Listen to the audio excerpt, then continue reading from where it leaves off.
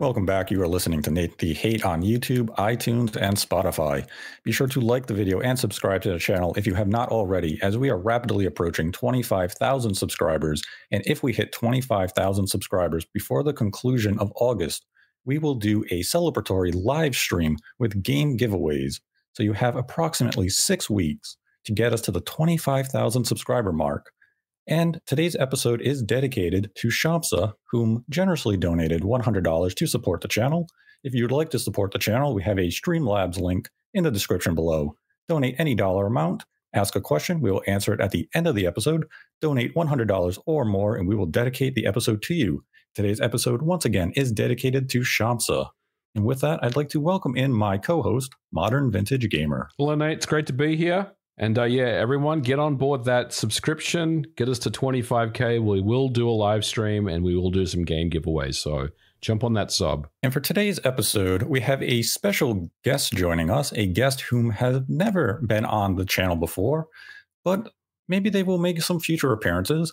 And we have brought on Xbox's premier personality, Colt Eastwood. Welcome, Colt. It's good to be here, guys. I'm pretty excited. Let's talk gaming news. Let's see what's going on with everything. I'm Cole. I know I've been on your show once before, and I had an absolute blast. I don't know if you remember. It was me and Miles.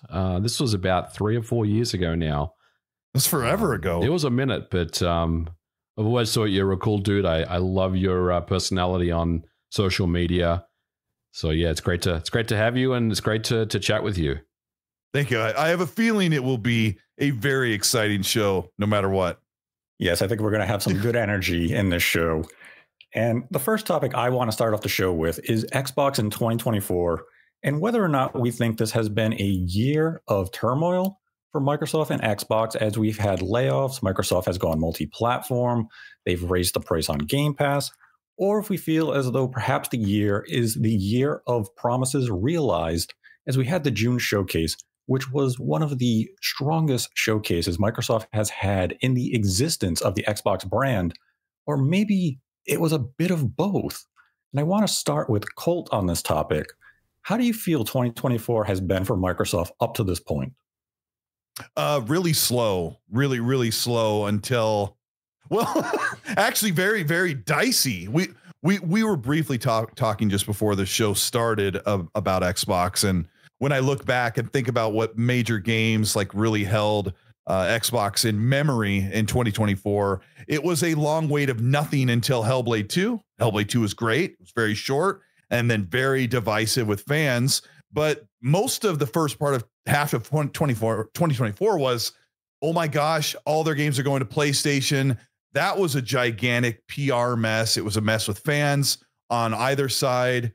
And it really slowed down any momentum that Xbox is going to have a great 2024, but the showcase was phenomenal. I mean, I think Xbox's showcase in June was kind of a history watermark for them, where they finally arrived after a decade of, I consider them the past decade, riding the pine, sitting in the dugout and not really coming up to the plate for a long time. And 2024 was really great for that showcase. And then, you know, there's a lot more to say attached to that, but Game Pass was also wasn't really holding up the lack of first party titles. In my opinion, there's a couple little gems in there, but they kind of need some big, high popular games. Hey, there was Pal World too. There's a lot to think about, guys, when I think about even the first half of 2024. Yeah, there's a lot. Yeah, I mean, that's the thing. When you really look at the first half of 2024, when it came to Xbox, I'd say everyone started off the year back in January with high hopes. This is going to be Xbox's year. We have a lot to look forward to. We had the anticipation that you'd have Avowed coming out. We'd get a first look at Indiana Jones. We would get a look at Perfect Dark. Gears of War was still lurking in the shadows, and we were wondering if we'd get a look at that. And there was a lot of anticipation of what Microsoft could be doing in 2024, because up to that point in this generation, Xbox had kind of been comatose. We've been consistently waiting for them to gain momentum and energy and deliver on the promises that they have made over the course of the generation, dating all the way back to December of 2019, when we first saw Hellblade 2 at the Game Awards. And finally, Hellblade 2 was coming out in the first half of this year. Then the year started, and we had the multi-platform rumors hit, and everybody felt as though all of that momentum Microsoft had slowly been gathering in their sale was immediately just nullified. It became a year of concern of what is Xbox doing? What is the future of the brand? And then that led us to February, where Microsoft came out, they detailed a bit of their multi-platform plan, where they announced 4 games would be going multi-platform, which were obviously Grounded, Sea of Thieves, Hi-Fi Rush, and Pentiment. And Sea of Thieves has gone on to do huge numbers on PlayStation, very successful. Pentiment did exactly what it did on Xbox. It didn't move anything significant on PlayStation or Switch. Hi-Fi Rush was ignored on PlayStation, much like it was ignored on Xbox for some reason. And then you had Grounded, which we really haven't heard all that much in terms of the reception to Grounded on PlayStation or Switch, but we know it has a very large user base on the Xbox. So what immediately followed them going multi-platform? Layoffs, where they closed down Tango, Arcane Austin, and 2 smaller studios, though one was merged with ZeniMax and the Elder Scrolls Online team. And that had everyone in a fit of outrage, where what is Microsoft doing? Why is their management of these studios so poor? How could you possibly close down a studio of such high quality as Tango Gameworks? And we really haven't gotten a concrete answer as to why Microsoft decided to shut down Tango. And there's been a lot of speculation and assumptions as to why maybe Microsoft did an internal audit, looked at the cost to keep that development studio open, look at the sales of their games, and simply came to the conclusion of, this is not worth us investing in. And I think one thing that individuals may overlook is that when Microsoft purchased ZeniMax and Bethesda, Tango Gameworks was a package deal. This wasn't a studio they sought out like Ninja Theory. Tango came with them, and this is kind of one of those studios that's easier to let go once you have it, because if it doesn't fit your corporate structure and your vision for the future, you're going to look at them and say, okay, you cost us X amount each year or month. We see the sales potential of your games. We don't think, we're a good fit for each other. So we're going to divorce. That could have been the case here, but it was a very loud outcry online because once again, this comes back to what we've seen throughout the generation. Microsoft just feels as though they continue to mismanage the Xbox brand. And that all comes back to really Matt Booty.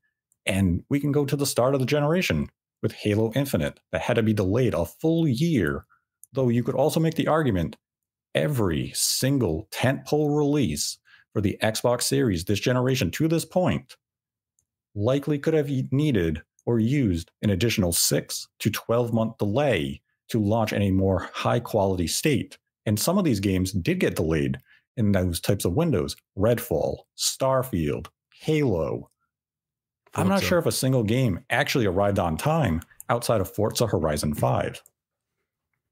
Wow. I mean, I would say all of their games need to be delayed 6 to 12 months beyond what Microsoft and Xbox think is the finished product. I would completely agree with that. And I've watched those games come out with a little bit of undercooked ingredients. And then 6 months or 12 months later, they're like, this is how it should have been. And Xbox fans have been waiting so long for games that I think waiting a little longer to get the proper product that they were promised is the right way to go. And Xbox hasn't done that for most of those games. Right. And you can look to Starfield. It only took an additional 6 months to get a 60 FPS patch, which was a huge conversation when the game launched last year. Everyone's saying, why is it 30 FPS? 6 months later, oh, it's 60 FPS with really no diminishing returns in terms of visual quality. It looks good. It does. MVG was going to say something when I jumped in. Oh, I was just going to say, I mean, for me, 2024 has been, it's been the most insane year for Xbox, I think, in their entire history. There's been so many L's that they've taken, and it seems like it's been one thing after the other. It was the, the announcement of the multi-platform and then the layoffs. But I think the showcase really just kind of nullified a lot of those L's because it was so good. And I think it was something that I felt like maybe they always knew that they had a very strong showing at this showcase this year.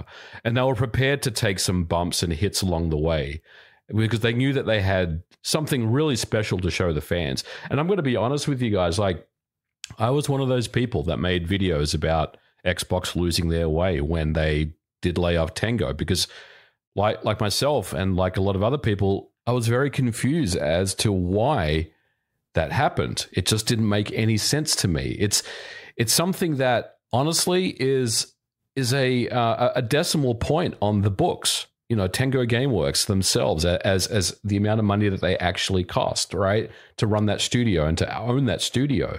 So I just felt like it was just a rounding error to them, just to kind of, you know, close them down. So why would you do that? But ultimately, the showcase really kind of did turn things around for me.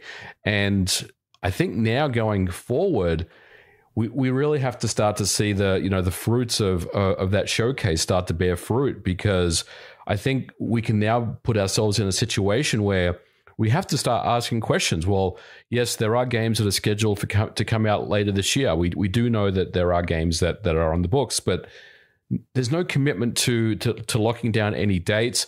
I personally think, and Cole, I want to hear your take on this. I personally think there's going to be at least one game that slips out of this year. I'm not saying that because I know something, because I don't. So people that are writing articles, don't write articles about this, because I'm just spitballing. But I just going on history alone, there has to be, or it feels like there's going to be at least something that slips into next year. Would you agree? I would agree, yes. And while you say that, I'm sitting here thinking, which one is it going to be? And I have two in mind that you both probably have in mind that should slip. I'll start by saying I think that Indiana Jones should absolutely slip 6 months. There's no reason to put a major title from a proven excellent studio that is Machine Games. There's no reason to put that game in the dead month of December where games go to die. True. And that's my opinion. I don't think a December release after the Black Friday shopping time here in the States, the holiday shopping time, you don't want your game coming out in the no man's zone. And I don't know why they don't have a release date for Indiana Jones and Avowed when those games are 3 to 4 months away, maybe 5 months. Yeah. That's another thing that we'll talk about later on here. But I think that Indiana Jones is probably more ready than Avowed. I think it's very possible that one of those games gets pushed into 2025. I said all year that Avowed will not make 2024, that it will get bumped. Indiana Jones is a surprise. I kind of feel like it will come out this year, but again, that's not really based on anything other than just what I've seen, based on the trailer and everything, and kind of just the vibe around that game and you know the marketing around that game. It seems like they have a lock on things, but you're right, Colt. I mean, it's December. December is the month where games kind of go to die. So why wouldn't you push it out just, you know, a couple more months into 2025? See, I agree with the idea that December is kind of that dead zone in terms of software release, but that's why I have Indiana Jones releasing in November. I think the game will release before Black Friday. And of the two, if I had to choose one to be delayed, it would be Avowed, because Avowed has been now shown several times. We have a good look at it. We know the game has a third-person mode. There's still something about Avowed. Yeah, they haven't really shown it, at least not in depth. But there's something about Avowed that just isn't translating to me. It just feels as though it's one of those games that if it came out this year, let's say October or November, that in 6 months' time, it's going to be in a much better state. So you can afford that 6 month delay with a title like Avowed. Indiana Jones, I think, has to be a tentpole release for your holiday lineup, and you need that game out before Black Friday because that game has significant sales potential. Avowed will do well, but when you compare the two, I would wager that Indiana Jones likely has the higher internal Metacritic target, and Avowed is probably something similar to Hellblade 2. It'll probably review in the low 80s, maybe high 70s, whereas Indiana Jones, appears to have all that potential of being a high 80s, if not low 90s. That game appears to just be higher quality. When you look at their pedigree of their past releases, I'd be very surprised if Indiana Jones can't come in between like an 88 and a 91 on Metacritic. I feel a little bit different about that. And I know people may have their assumptions about where my predictions or projections would go for Xbox games. And I obviously tried to be very careful. You know, I thought Redfall looked great at the preview. A lot of us did think Redfall was great at the preview event. Yeah, that vertical slice was pretty cool. We played, and then when I got the game, it sucked. Nate and I played and finished it. We've unlocked some of those trophies or achievements that hardly anyone in the world has. We've played through the entire game, so we know what it's all about. You guys are troopers. Yeah, that was another game I actually went back and played the 60 FPS patch, and this is not a Redfall podcast, so we'll move on. Let me go back to Indiana Jones. Indiana Jones. I love machine games. I love the Wolfenstein games so much, but their Metacritic is in around the low to mid 80s. I think in aggregate, I haven't done the math. I think it's around maybe 83, maybe as close as 85. And I think Indiana Jones might land there. I have a little bit of cautious optimism with Avowed and Indy. And Indy, I'm a little bit worried that it will do great or okay, and that'll be it. As far as Avowed, one thing we didn't mention about it for the beginning of 2024 was Xbox had a developer direct in, I don't know what it was, February or January. They had their developer direct end of January. Yep. Yeah. And of course, Ninja Theory's Hellblade looked great, and we saw more indie. But with Avowed, we've seen probably a total of an hour worth of footage of Avowed. And this year, after that direct, sometime during this spring and summer, they were overhauling the combat because a lot of fans said it doesn't feel impactful. It doesn't have good feedback when they're looking at it. They don't feel like the combat is great. So they went and overhauled the combat, and I think it looks a lot better. And when Nate, when you said that they could take an extra 6 months or whatever, I would agree that Obsidian can totally afford to let that game move into a March or April release and just be much better game, because Obsidian's one of those studios that hasn't missed. Their stuff's been really great the past 10 years. And I don't want them to say, okay, this is good enough for Avowed's release sometime this year, because my issue with Xbox over the past several years has been good enough is their mantra, and their fans deserve far more than just good enough. Exactly. And I think Avowed is just, of those two games, that's the one that could easily afford the delay. Microsoft and Xbox could afford that delay, because for as many people who are looking forward to Avowed, I just don't think the game's going to make that big of an impact when it does land. So if it comes out later this year, if it came out early next year, I don't think that impact zone really wavers or differentiates in any way. It's going to hit. Those interested in the game are going to play it. Obsidian, it seems as though they are going to be constructing a very strong narrative with Avowed based on the gameplay that we've seen. Combat is definitely one of those areas that I am uncertain about, but I know the writing is going to be good. So if the story is good, and they've come out and said the game should take most players around 30 hours to complete, perfect length for me. It's not going to be overbearing. It's not going to overstay its welcome. Just slot it into its own place and give it a little time to breathe, and make sure it is at the highest quality that the development team can deliver it on. Because when you look at the lineup for the second half of this year, we have Flight Simulator. Yes, a niche game. MVG loves it. A lot of people love it. I love that game. It is good. You have, ideally, we have Indiana Jones. And I mean, it's a nice little flow of releases for them. We also have Starfield with the Shattered Space expansion DLC coming out, which still doesn't have a release date, which is very surprising, because I think most people are likely operating under the belief it's either coming out in September or maybe the first half of October. But the fact we didn't get a release date for that during the June showcase was a surprise to me. But it feels as though once we get into that September window, that's when Microsoft is going to kickstart their holiday plans. And we're just going to have a nice rollout. Ideally, every single month we'll have one significant release, because we do have Stalker. I believe Stalker 2 is September. Stalker 2. And then Call of Duty as well, which is pretty big. and so big that unfortunately Xbox is like thinks of it as such a juggernaut for them that they, I'm sure that they can sit back and say Avowed can go next year. It can move to next year because we have Call of Duty, we have Flight Sim, we have Indiana Jones, and Stalker. They have a lot of great games to finish out this year, more than most people provide from their first party suite. But I wanted to ask you both, what is it with Xbox? Because I have my opinion. I feel like you don't need a release date. We'll give you a release date soon before the game releases. Then there's no flux and there's no delay. I mean, what do you think they do when we're like, where's Shattered Space's release date? Like, why couldn't you say that? What's your guys' opinion on their release date stance? You go ahead, Nate. I've got my thoughts, but you go ahead first. I mean, I've seen a lot of people kind of discuss this point on Twitter and forums and such.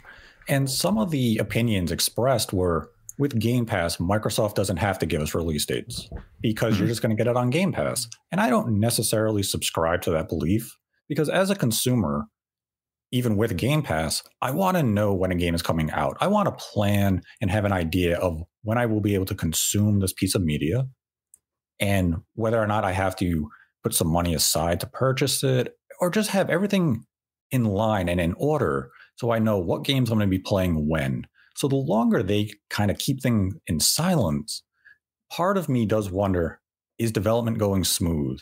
Are they just not locking in the release date because not everything is progressing as perfect as they ideally are hoping? Or is it just a case of Microsoft being their ever transparent marketing selves of, we'll give you the information when we think it's going to be the most impactful? And there is reason to keep information close to the chest, to have that high impact when you do announce it. Because if you came out, let's just say in the next week or two, with the Starfield DLC release date, and it's out in 6 weeks, that generates a lot of hype. You don't have time for the hype to die down. It's, oh shit, it's coming out soon. I can't wait. And you just have that buzz going leading up to that release date. But in the case of significant games like Indiana Jones and Avowed, let's say they are coming out in October and November. You got to communicate that information sooner rather than later. You want to generate hype for your brand. You want to provide incentive to sell hardware or your Game Pass service.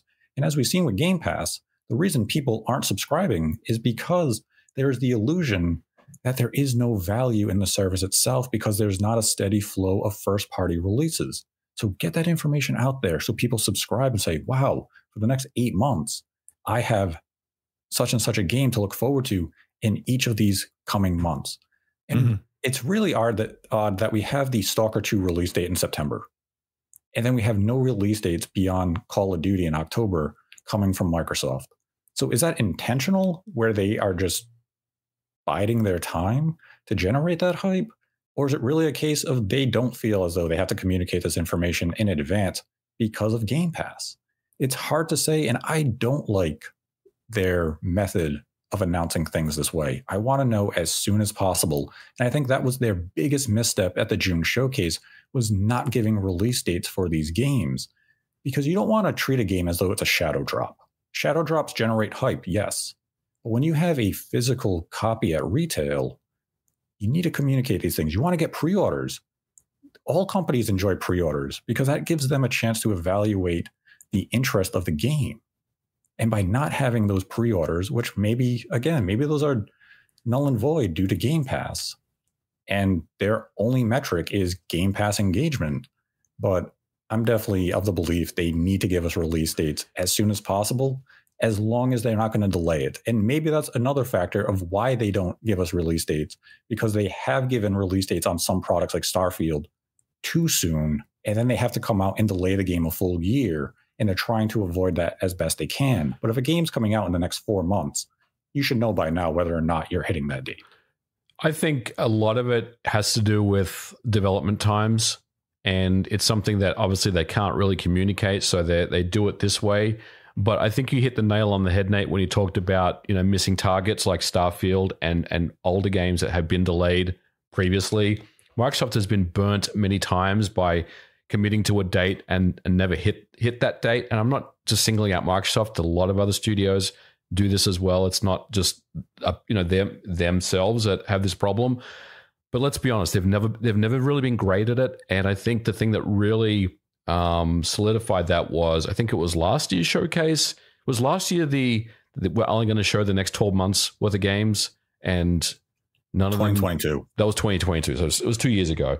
That really was just an L for them, in my opinion. So ultimately, I think that they don't really, they can't really commit to a date because the development teams still haven't really come up with a date in mind where they feel comfortable that they can say, we can ship this game on this date. Now, that's not the same thing as saying that the game's been delayed, right? It's really more a case of, what is your most optimistic release date? What is your most realistic release date? And I think really at that point, it's a matter of trying to figure out when you can slot that in, when development can finish, when you can actually get a release candidate of a game that can go through certification and not have any additional bugs, or require a 15-page day one patch full of fixes that needs to come out soon after, or something like that. So I think ultimately they're just not really committing to dates because they don't really know themselves. They're still kind of waiting to basically lock in on the release candidate before they actually do that. And that's just my opinion based on video game development that I've experienced over the years. I certainly don't work for Xbox, but that's kind of the way that I would see it for them. Yeah, I think I really think the main reason is they don't feel confident about their release dates, or they don't want to have to slip them on the fans. Because when Nate talks about generating hype, I think gamers are obviously more apt to be cautious, or what's the word, where they get like they get fear, or they have a negative reaction to a game's release date, or like you said, are they in development turmoil? Yeah. If they say many times, Indiana Jones, and then the last two times they say Indiana Jones, which they did direct and showcase, they're like, here's Indiana Jones, and it says 2024, and you're like, where's the release date? And I think that most people who care about when a game comes out are going to first think, why don't they have a month and a date? They must not be confident that it's coming out. But maybe Xbox just says, hey, you don't need to know the release date, not because of Game Pass. I don't think it's because of Game Pass. I think they're like, you don't need to know the release date until we're ready. We know we're locked in, and we know we can deliver that for you. Correct. And I think one of the exceptions was Starfield, where they had so much pressure on them that maybe Bethesda made the choice, said, look, it's March. We just showed a new trailer. We're giving the release date for September. And that was like a 7-month or whatever that window was. I think it was 7 months or 9 months. And that was kind of unusual for Xbox. And so I've noticed lately, Xbox is not willing to give that release date till about 5 months before release. But Avowed and Indie are 3 to 4 months from when we think they're going to release. Yep. So I think Xbox is more concerned about disappointing fans who are more concerned about if the game is going to be delayed or not, other than what they can do as far as a method of generating hype. Yeah, I mean, I think a lot of that does come back to the point that MVG had brought up with the June showcase of 2022, where they came out pounding on their chest with confidence. Everything you'll see here today will be out in the next 12 months. And then not a single game outside of Redfall came out within those 12 months. Forza Motorsport had been delayed. Starfield, like everything had been pushed. And when you go into a show with that type of commitment and then don't deliver, it reflects very poorly on your brand. So they have likely looked at that and said, okay, we have to play a little more conservative until we do have a locked-in release date. And when you look at companies like Sony and Nintendo, they use this playbook. Just a few weeks ago, Nintendo comes out, they announce a brand new Zelda game that's coming out in September. Very quick turnaround. Or even this week with a brand new Famicom Detective Club game coming out the end of August. Now, yes, these are smaller games in comparison to what Microsoft is viewing Indiana Jones and maybe even Avowed. So they can't afford that luxury of, we can wait. And if we want to date these games, let's say in August, we still have that 2.5 to 3 month window to generate hype, put up pre-orders, sell deluxe editions, generate interest for Game Pass subscriptions and such. It's just that odd communication that when you show a game more than, let's say, twice, and you still don't give us a release date, everyone's going to be talking and saying, well, why aren't you communicating the most vital piece of information? And Indiana Jones and Avowed are just the perfect examples for this, because as you mentioned, Colt, we saw them back in January at the Developer Direct. We see them again in June, and you still couldn't commit to a release date. Now, let's say we see them in August at Gamescom. Now we're seeing it 3 times in a single calendar year. If you don't give us a release date come Gamescom, then I think the conversation does have to pivot into what exactly is happening with these games, because that's way too close. The window of conclusion for the calendar year is nearing far too rapidly for you not to communicate such a pivotal detail. But you can't show a game just countless times. I'd argue Fable is reaching that point where we have seen it too many times not to be given a release date, let's say at a Developer Direct early next year. If they have it in January, Fable has to have a release date attached to it. It can't just be 2025 again. They won't. That's what frustrates me is I didn't think they should or would show Fable at the showcase. There was no reason to, because the game isn't coming out until the end of 2025. Right. And then of course Fable showed excellent, but they didn't show like any extended gameplay. It was another montage suite. And this stuff frustrates me, where we're going to see little bits and pieces and little bites of games, and them showing Fable at the Developer Direct in January, where the game has 9 to 10 months to release. I bet you they're not going to have a release date still to that time. And I even think at Gamescom, if Indy and Avowed show up again, I don't think they will. I think they've shown them too much already. They just need to be ready to give a release date. It's very frustrating as a fan of gaming or as Xbox fans to see them not listen to their audience. Their audience wants just a couple of things. They want to see a solid, continuous bit of gameplay. They want to know what that game is going to be on the console, and they want to know when the game is coming out. None of us need to really plan I don't need to plan my August or November around when Indiana Jones comes. I don't need to know if I need to take a day off. Like, I know people say that, but I think people truly, they'll say that, right? They'll say, I need to know when I need to take time off of work. I think they're just saying that because what they really mean is they get tired, as I do, of responding to anti-Xbox fans or people who've watched Xbox take forever to wind up and throw the ball, for them to deliver a game and deliver it on time and deliver it the way it's supposed to be released. I mean, don't get me wrong. Xbox's games, they rate very well. They're really great games. And I pointed out many times that Xbox's first party output this generation is right next to PlayStation. People don't realize it, that the games that PlayStation publishes and the IPs and their studios sits around an 82 aggregate on OpenCritic. Xbox is in an 81.8 or something, or 8. They're just 8.08% behind PlayStation this generation. They're even with the shortcomings. Yep. Absolutely. It's crazy. It's because of perception. People perceive Xbox as sucking all the time and not doing things. And there's all these missteps they make that are so glaringly obvious. Let people see some continuous gameplay. You know they're going to love that. Tell them what to expect on the console, that they're going to what they're going to get for performance instead of hiding it every time, and give them a release date when you know, because I know these teams, I know Bethesda and Obsidian know when those games are going to release. I bet you they have a day and the month, and they're not talking about it.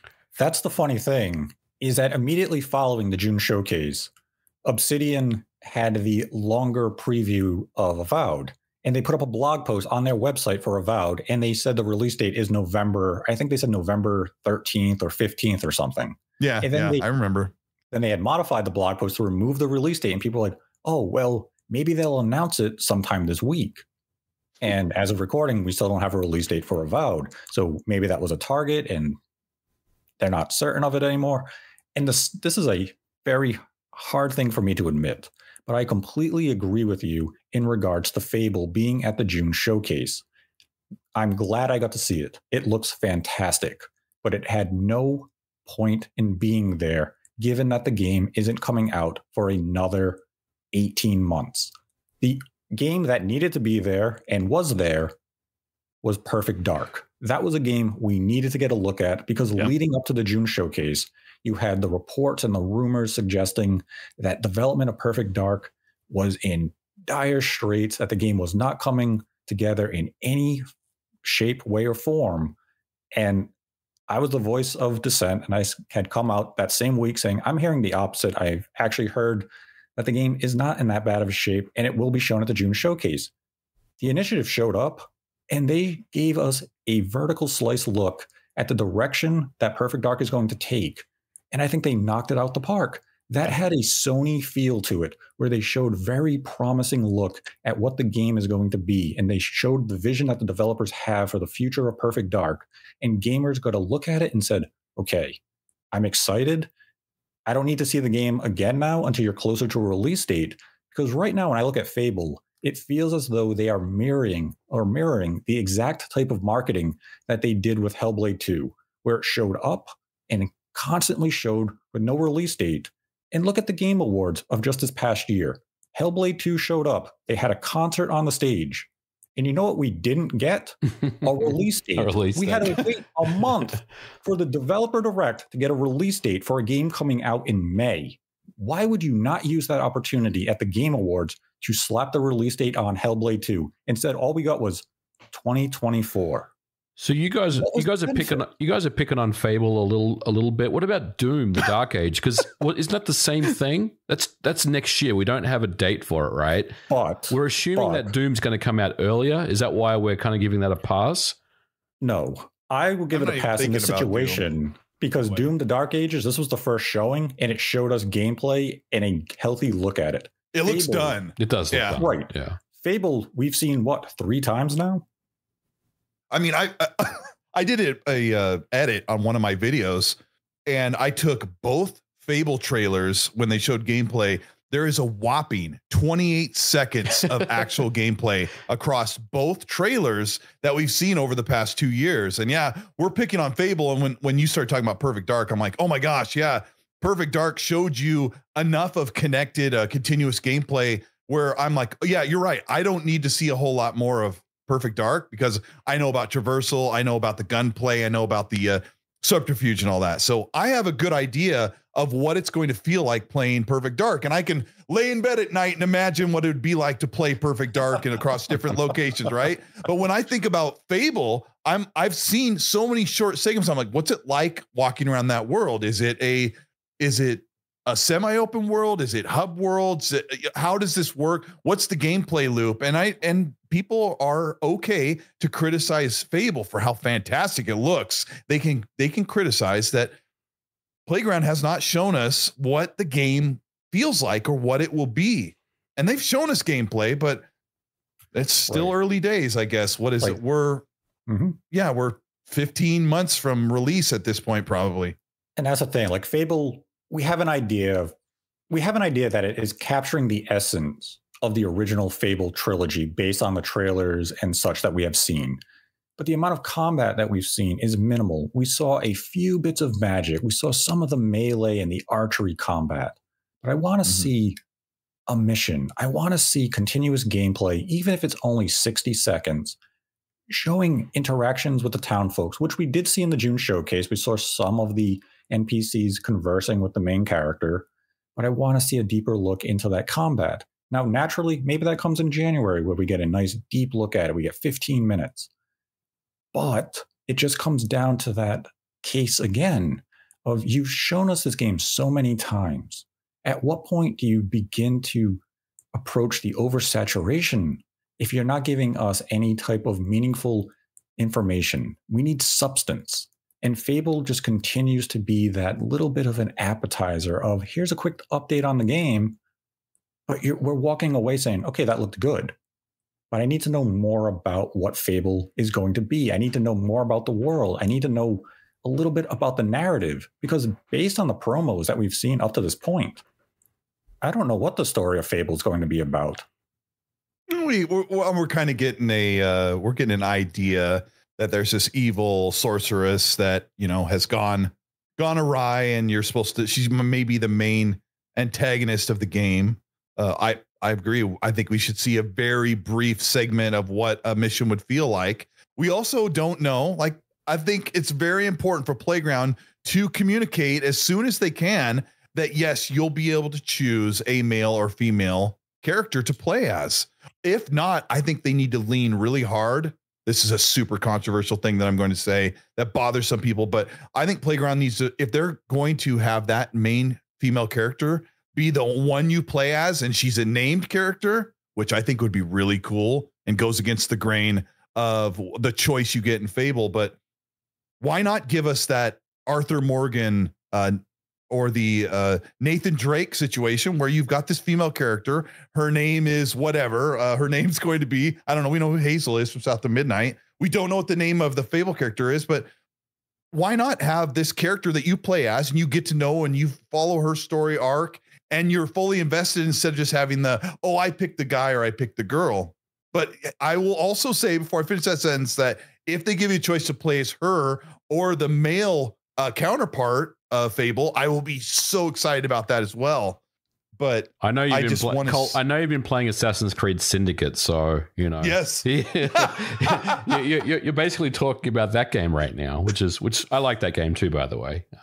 Yeah, I'm really starting to like it. I'm glad I'm really glad I picked it back up. But yeah, I'm pretty sure you'll get to play as a pick a male character if you want. I don't think so. I think it's going to be a named female protagonist, and I think you're right. I think that character is going to be a Microsoft household name, probably in like 5 years from now or something. Maybe she'll end up in the next Smash Brothers game. You know, who knows? So like, you can see it. You can see the allure of having a memorable character like with a story arc. It's like Nathan Drake. It's like Geralt from The Witcher. It's like, you know, Max Payne. I mean, it's I can see that. And I think that would be a really nice little twist on Fable, having that as kind of the way that the story begins for this next game. But honestly, guys, I think you definitely bring up some good points about Fable that maybe it didn't need to be at the showcase. But I think we also have to remember that Microsoft they were on the ropes, man, before the showcase. I mean, they were they had been knocked down, you know, at least once, and they just got back up and they were like, all right, we have to come back and basically throw everything we got at our fans, because we have to show them now what the remainder of this generation is going to look like, and not hold back. And I think it's okay to have a showcase where you do have some in-depth gameplay looks at certain games, but it's okay to also show off something that's a little bit further away. But I do agree that Fable does have some questions around it. But I'm kind of not going to worry about Fable until like next year rolls around personally, and then we can start thinking about it some more. See, that's where I think Fable and Hellblade 2 have kind of been that the contrast of each other, in that they were both announced too soon. Oh yeah, Hellblade 2 was announced as that premier start of next generation, and then Fable was announced because they want to get out there and say, we're bringing Fable back. Also used as a hiring pitch, so people can begin to send in their resumes and everything to Playground so they could be part of this project. But when you announce a game 5 years in advance of a release date, people get impatient and they want updates. And when you don't give an update for a year or two, the fans start to communicate of, oh, was the game canceled? What's happening with it? Oh, it has to be in trouble. And when you look at how Microsoft has managed things this generation, those types of assumptions, you really can't blame a fan base for communicating such concerns. So you find yourself stuck in that predicament of, we either don't give you an update or we do give you one, but it's not going to be that substantial. And I think that's where Fable just finds itself in, is that had the game not showed in June, would people have been questioning the state of Fable? Or would they have been like, ooh, you know, we just saw it not that long ago. It's fine that it's not here. But if it doesn't show up early next year, then we have to have that conversation of what is happening with Fable. But the fact that they did show it, it does curve that type of expectation. It's just no one has to worry now. Microsoft came out, as you said, MVG, with just guns blazing. They came out with some heavy hitters to say the first half of the year was rough, but look at what we have coming this year and into 2025 and beyond. We are finally beginning to deliver what we promised you at the start of this generation, and we are going to have too many games now, in contrast to the virtually no games that we delivered in the first 3 years of the generation.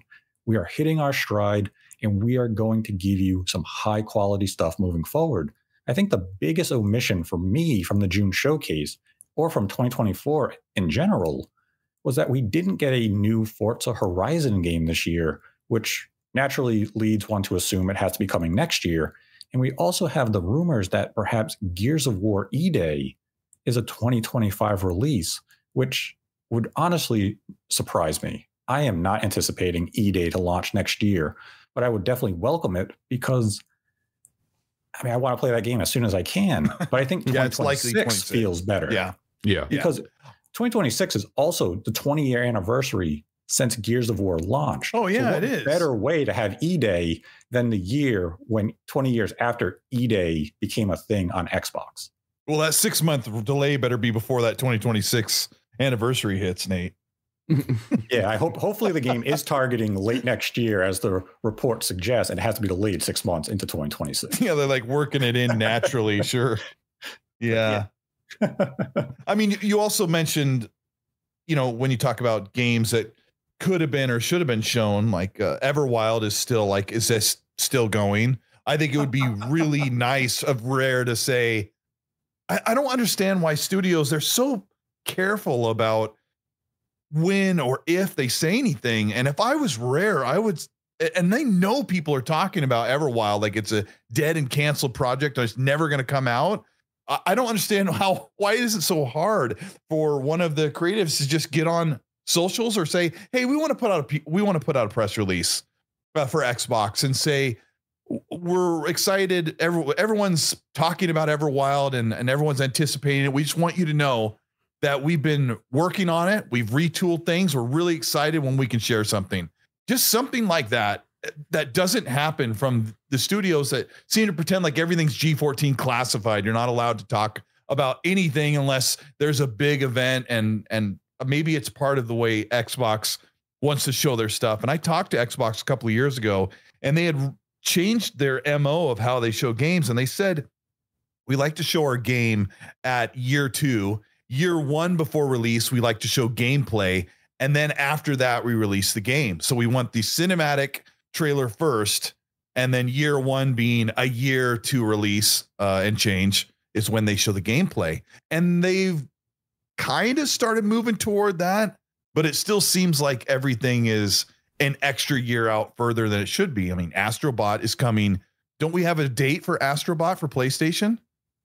I believe I'm pretty sure we do. Yeah. And which is going to be phenomenal. And they're not afraid to say, hey, we're coming out. I think it's September. I believe it's September 6th. Yeah.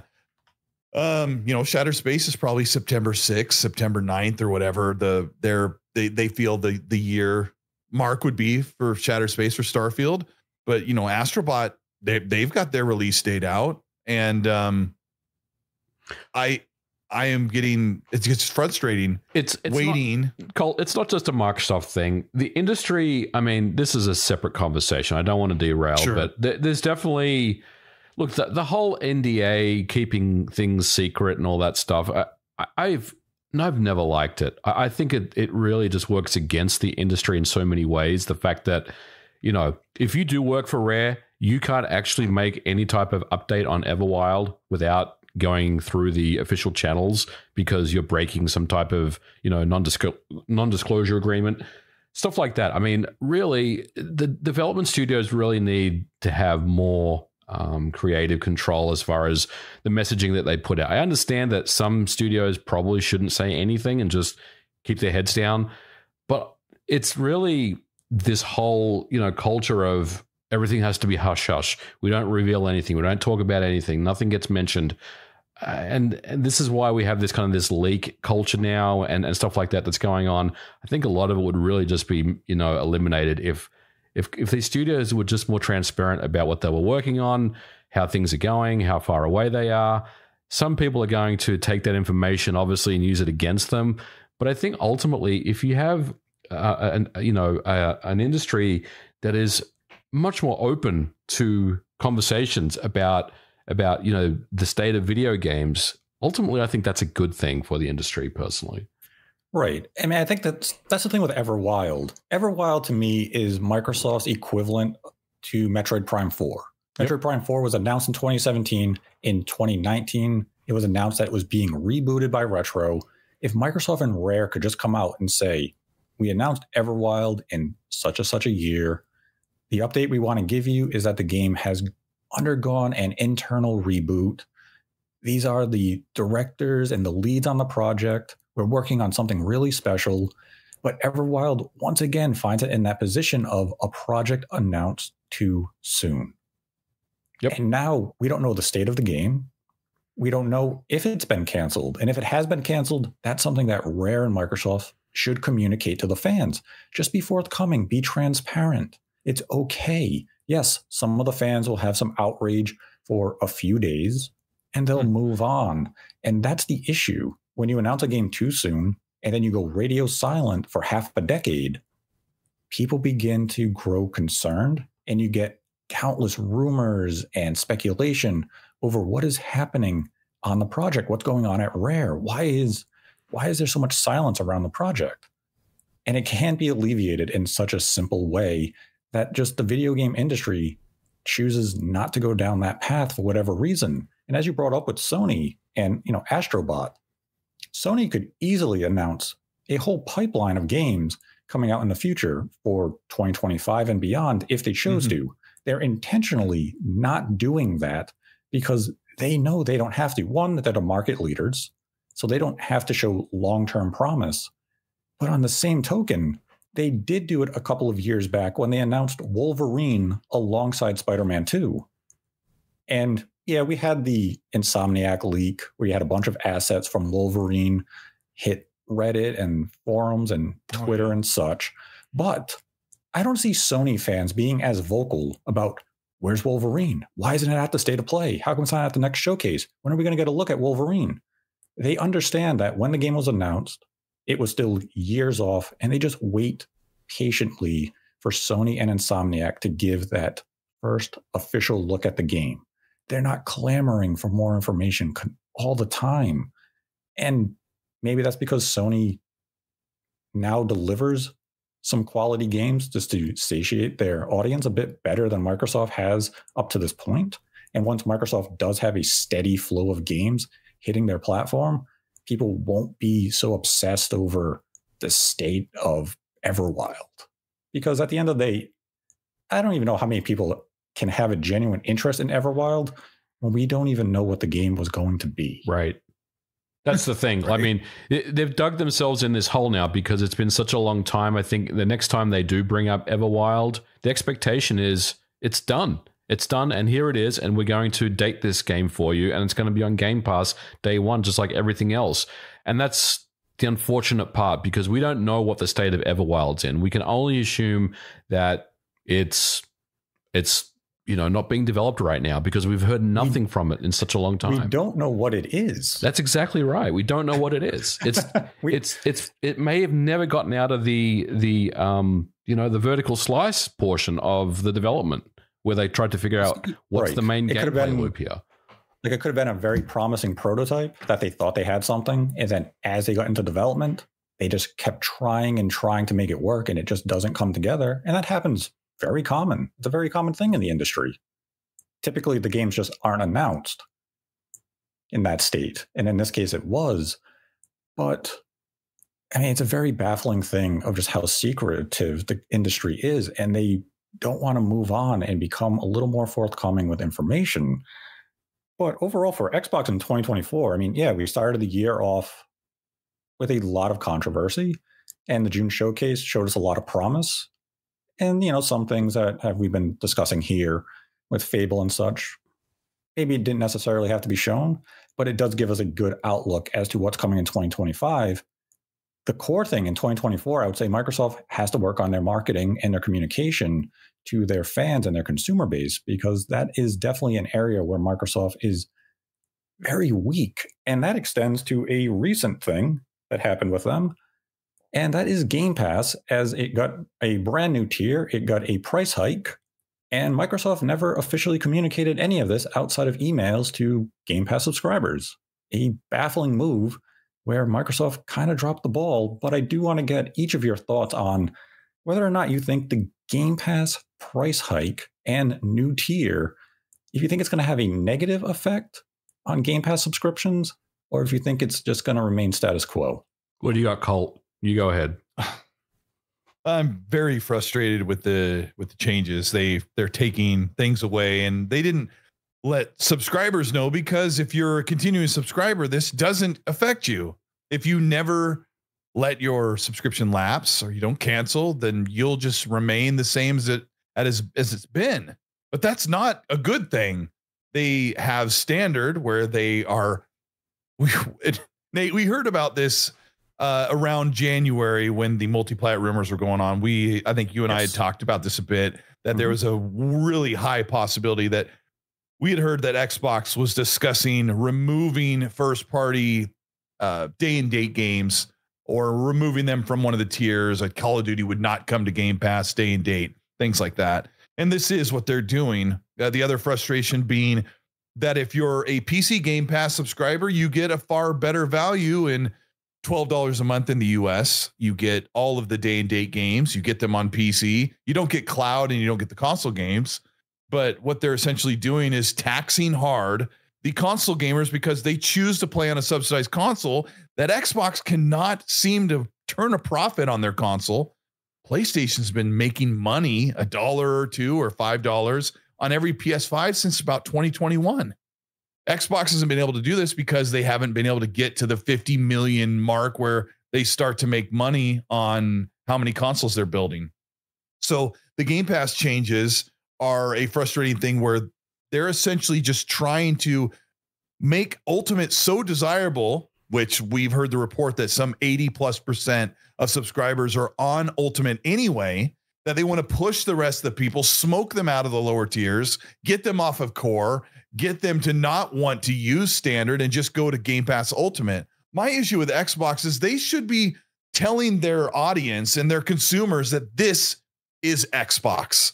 Xbox is access to your games wherever you want. This is our creed at Xbox, where if you want to play on a console or a PC, all of your games that you buy from us or that you have under subscription from us are available to you on the cloud. You can play them on your friend's console by logging into their Xbox, or buy a console of your own, play them on PC, cross saves back and forth.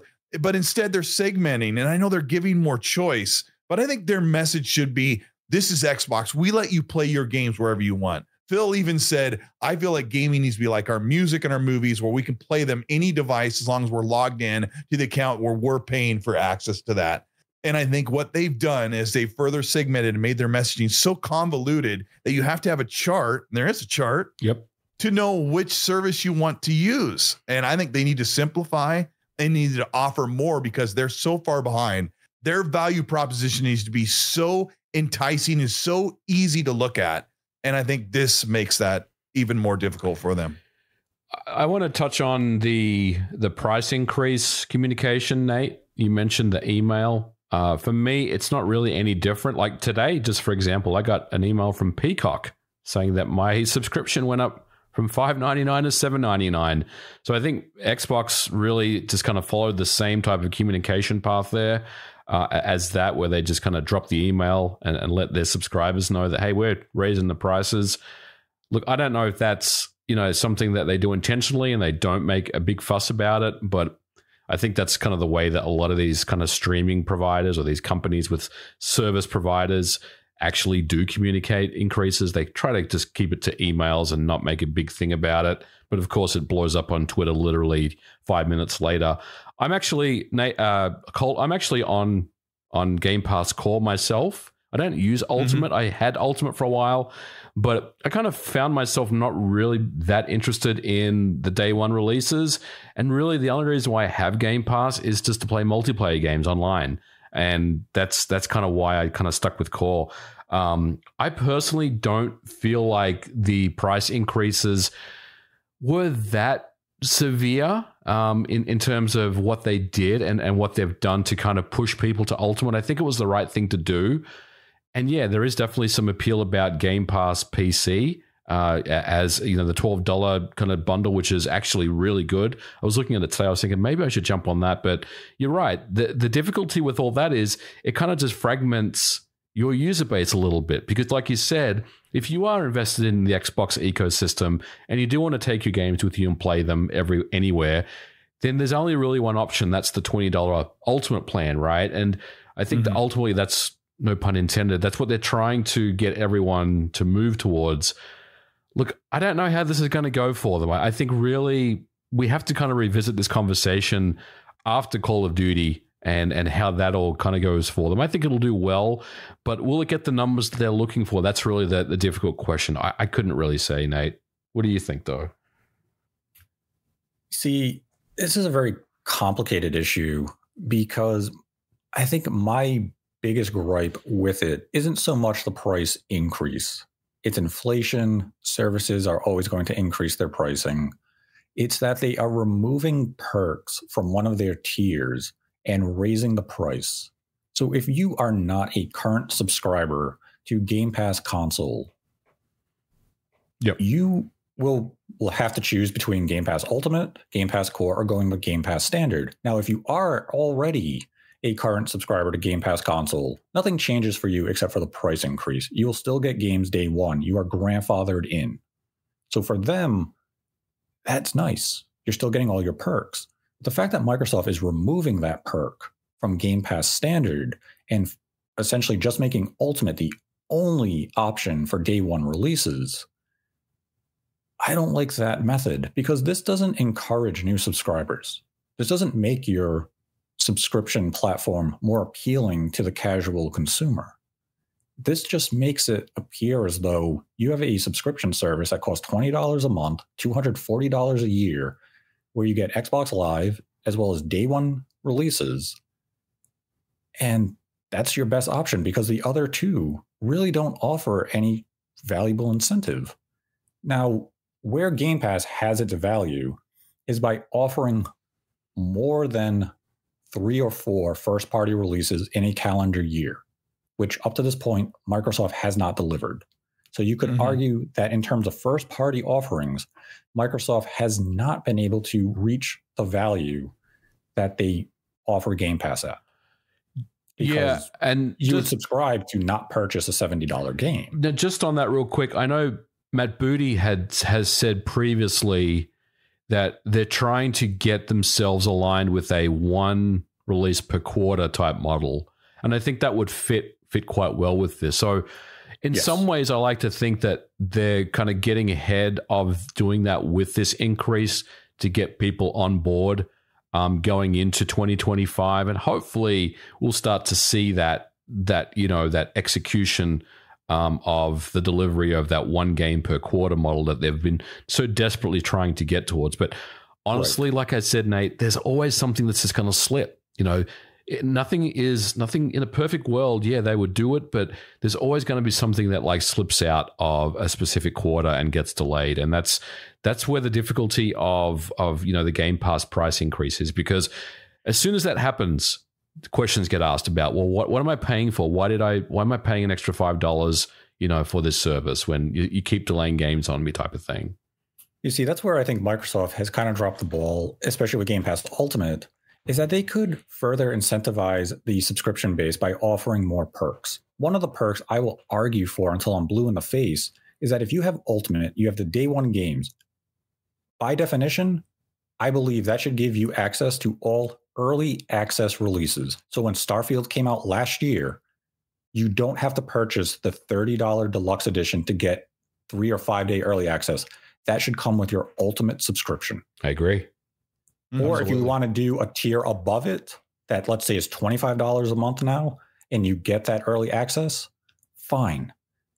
Give more incentives and perks to the ultimate tier where you do get early access, because you have EA Play, you have, there's various perks, but something to, like, for me personally, PC doesn't matter.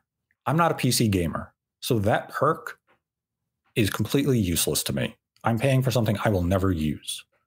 But if you are able to give us more perks for that ultimate tier, you further justify that price point to the consumer, where it's all of a sudden it's communicated of, oh, I get to play Indiana Jones a week early if I have Game Pass Ultimate. Cool. Or you can buy the deluxe edition. Okay, you have that option if you're on the other Game Pass tiers. But now that makes Game Pass Ultimate all the more inviting, because you guarantee early access. And I know you've argued in the past that when you market a game as day one on Game Pass and then you sell early access, you're kind of muddling the message a bit. It frustrates the hell out of me. Absolutely. I hate that when they do that. I never thought about that. I mean, I've had discussion with my friends or a podcast about that briefly, but I always kind of like sidestep, like, oh, is that really? I mean, it's still day one for everybody there, but there is an early thing. And I also look at it like, if you want Starfield and you want it early, plus you want access to the expansions that you're expecting will be good, you kind of get Starfield free, and then you pay $30, you get it early, plus you get the expansions that come, is a pretty good value. Right. I don't normally justify things, but that's sort of how I look at the day one, because I think, well, day one is for everybody, but there's early access if you pay extra. But yeah, I can see how that frustrates you. Right. And I mean, that's the thing. If you're Microsoft, you have the Game Pass subscribers on Ultimate. You're selling a game like Forza Motorsport or Starfield with early access, and they say, oh, just for $20 or $30 more, you get that 3 or 5 days early access. As the consumer, we might be saying, oh, that's a great deal, as you said. Microsoft is sitting there saying to themselves, we just netted ourselves an extra $20, $30 million from 1 million Game Pass subscribers who are giving us $20 a month for Game Pass, and now they're buying the early access. They're making a lot of extra revenue. And that's the only thing that could be used in terms of bookkeeping for them to say, we're not going to provide that as a perk to the Game Pass Ultimate tier. But there's always that possibility that they do eventually one day introduce a higher price tier than Ultimate that maybe would provide that as an incentive. Because right now, they need to consolidate the Game Pass tiers at some point. Because right now, it's very confusing. And you have to assume that at some point in time, we're going to get the ad-run Game Pass, where you can play games. It will be free to you, but ads are going to appear every 15 minutes or whatever metric that they determine. Nate, if they start putting ads in video game, I'm done. I'm walking out. Well, that's only if you get the free Game Pass. It was so much easier back in the 360 days. Remember when they had gold and they had silver? Silver you basically got for nothing. And gold was you could play games online, multiplayer games. I feel like they just need to somehow go back to 2 tiers. The base and the premium, and just call it good. Right. I think if they got rid of Game Pass Core, because let's be honest, Game Pass Core isn't Game Pass. It's Xbox Game Pass Live. Core is Xbox Live. Correct. It's Xbox Live Gold. That's what you're paying for. Right. Yeah. It's your access to multiplayer, and then they give you 25 pretty good games that you probably already played. But right. They need to get they need to get rid of the multiplayer paywall, because the only people who have to pay it are the console fans. Yep. And they basically said, we don't bend over backwards to make the console an amazing experience. So, as far as when it comes to third-party support, and there's a lot of things that Xbox could do so much better to treat their, the whole second-class citizens thing that people like to say about Xbox console users. Their whole mantra being you can play wherever you want. Well, you could play anywhere on Xbox ecosystem. I made a graphic that showed the heliocentric devices that needs to be updated because they've added much more with the Fire Stick and stuff. Yeah. But there's all these devices that Xbox is available. Like if you're here, you're an Xbox consumer, you're an Xbox player, and Console is the only one where they're like, yeah, you owe us money just to play online. And it goes against everything that Xbox does. And it goes against the majority of their consumers, which are not on a console. I think it also puts them in a really tough position, because let's say they do drop the Xbox Live paywall. How do you justify the $20 a month for Xbox Live or Xbox Game Pass Ultimate? How do you justify them charging a whole $20? Yes. Well, I mean, with Ultimate, you get cloud, you get all of those games that are, well, soon to be all of the games you own should be able to be playable on cloud. That's something that they're working on. They can do it right now. They just have to get through the red tape of licensing and the muddy description that is console gaming and games you own. So you get cloud, you get PC games, and you get the console games of Game Pass. So yeah, they would have like, yeah, that's the thing. Like, you strip away one of the perks if Xbox Live goes free. That's another thing. They brought up the price, but with the price hike with Ultimate is that they're still shoving in the Xbox Live paywall in that premium service. Right. Yep. Exactly. So, like, what do you do if you were ever to come out and say Xbox Live is free, Game Pass Core no longer exists? You're not going to come out and say every single Game Pass tier now gets a $5 reduction, because why would you? No, they need that money. They're making $3 billion a year just on making people pay for the paywall. Exactly. So where are they going to make that up? They're not making it on the console. Exactly. So now you have to create some sort of incentive to justify keeping the price the same way it is. And that's the only avenue I could see them saying is early access to games. You no longer have to pay $20 to play Starfield a week early. That's included. We removed Live and we gave you early access. That sounds amazing, but how are they going to make up the massive amount of free money they get every year from people who have to pay to play online? That's the $1 million question. Like my justification, like if I could grab, somebody at Xbox by the collar and say, hey, get rid of the paywall and you'll bring in millions of people who are like, what? I don't have to, like, this is going to save me money. I could just go play over here. Most big games are cross-play anyway. But Xbox would be saying, where am I going to get that 3 million that we got for free? It's like when I went to college, they would just troll around and look for people who are parked wrong and just slap them with a ticket. And I'm like, why are you doing this? We're here paying you to get an education, and why are you such a stickler about parking? And the guy told me, he goes, we rely on this revenue that comes in every year from parking tickets. And I'm like, why are you relying on people to break your rules to make money? And he's like, this is how we get revenue. This is we're not letting this go. This is how we make money. And Xbox needs to figure out a way to bring enough people to make up for the loss. That is, I don't know what it is. Maybe it's $1 billion a year. You could actually do the math on whatever people are paying for gold. If you had a number, but I don't know. It's a lot of money that they're not willing to just let go just to say, because I feel like Xbox doesn't do the things. I feel like I've done a lot of griping here, but there's a lot of things that need to be said more than once. So people remember that they need to make changes, that they need to figure out a way to entice people to Xbox Game Pass. And when we talked at the beginning of the show about how they're going to bring games here or there to PlayStation, well, we all know that you get this over looming attitude that why would I buy a game on Xbox when I know it'll come to my PlayStation? Well, when Xbox says Doom, Dark Ages, and Blade, which I haven't said yet, Blade is going to come day and date to PlayStation. I'm like, what are you doing, Xbox? How are you going to entice people to jump on your subscription service?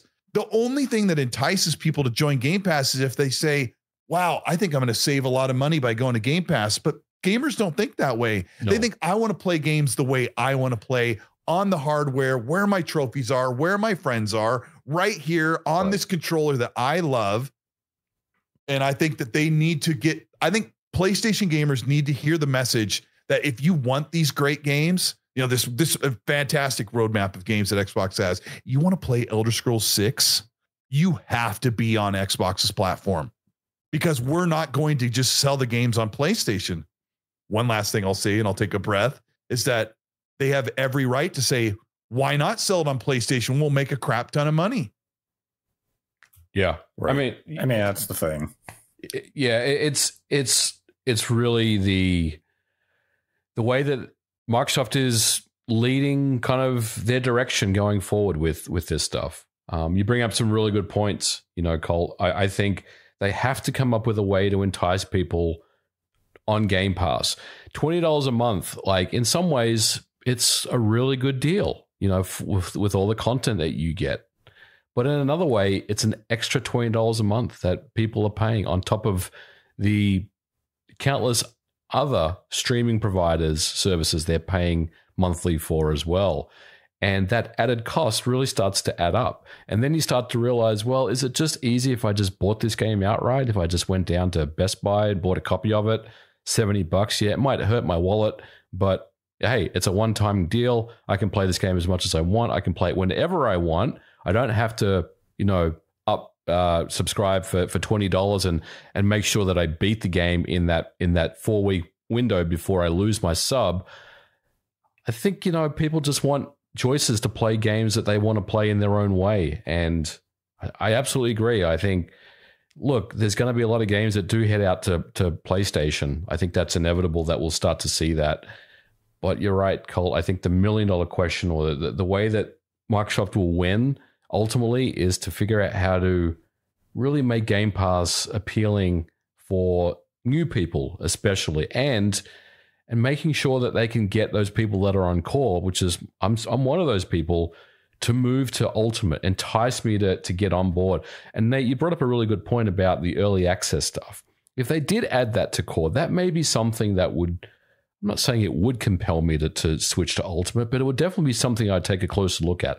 Like if you told me that Doom: The Dark Ages had a week of early access before it went on day one on Game Pass, and you could play it a week early with a Ultimate subscription, I would probably jump on board with that. I'd want to get on board with that early, because that's a game that I wouldn't want to wait for.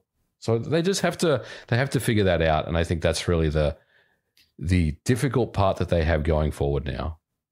Now, on the topic of making Game Pass appealing, I have to bring this up. Colt. There are a variety of rumors and reports circulating that the concluding week of July, we will have at least one significant Game Pass edition. Oh, crap. And Tom Henderson had reported that Call of Duty Modern Warfare 3 will join Game Pass this month. In addition to that game, I have also heard that another tentpole release will come to Xbox Game Pass by the end of next week. Have you heard anything similar to this? Yeah, can I converse with my lawyers quickly before I answer that one? Yes. I'm pretty sure I know what game it is, but just to make it nice and saucy for you guys, I'll say there was a rumor that Helldivers 2 was coming to Xbox, and I haven't stopped laughing at that idea for the past like couple weeks.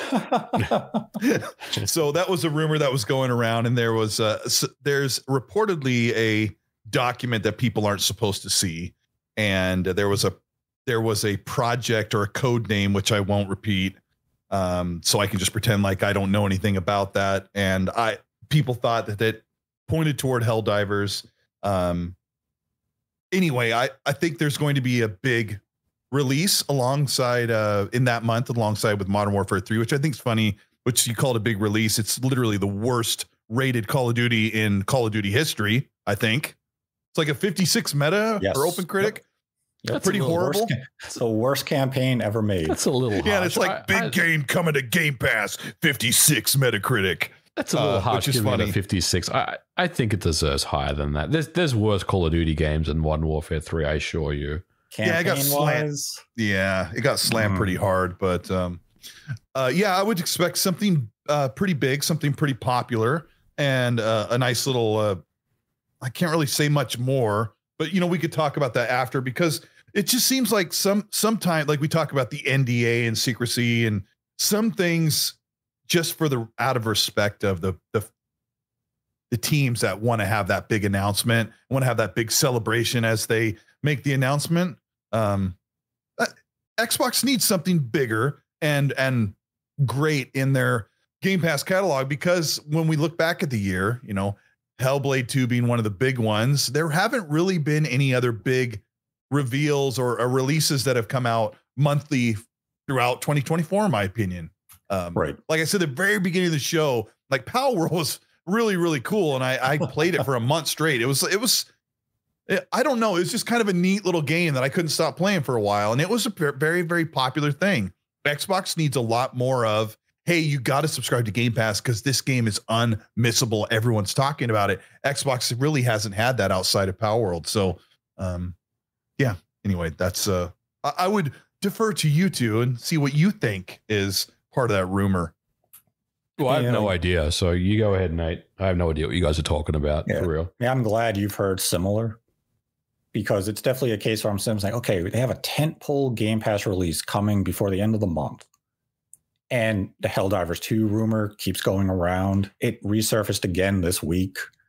I'm not sure why. I think it's because people found the Xbox page that had Helldivers 2 in the URL, even though that you could put anything in there. Uncharted is also listed, so it doesn't mean anything. Mm-hmm. I mean, I have speculated maybe it's a title like Valorant, a game I personally would have no interest in whatsoever. Sure. But as you said, Microsoft does need that just huge release that people will get excited for and say, whoa, this came out of nowhere. Because to my understanding, the game is a game currently not available on Xbox at all. So this would be a day and date release on Xbox. Yes, I would say yes. Yeah. So, I would say, yeah, never been on Xbox before, and popular. Sure. Yeah, so see, everyone, you have something to look forward to in the coming days, because the month is nearing its conclusion very soon. And it's not Indiana Jones. And it's not Indiana Jones. And it's not Silk Song. Oh, damn it. Oh, my gosh, that game. Where is it? We're not talking about that game. No, we're not. It doesn't exist. So we kind of touched on this a bit, but like the multiplat future for Xbox, there are pros, there are cons to it. We've definitely seen some of the pros, as Sea of Thieves has done exceptional numbers on PlayStation, generating millions of dollars of revenue for Xbox. And naturally, there are cons, as you and MVG had mentioned in the previous segment, where Microsoft has to create that sense of urgency and need with Game Pass to lure PlayStation gamers, or just consumers in general, to Game Pass and Xbox versus buying the games on PlayStation if Microsoft is still trying to sell this service. Though at the end of the day, Microsoft makes the revenue even if you buy the game on PlayStation or whatever platform of choice. But this is going to be an ongoing thing. This isn't going to be a one and done thing in 2024 with the 4 games that are already available. We are going to see more Microsoft first-party games find way to PlayStation in 2025 and beyond.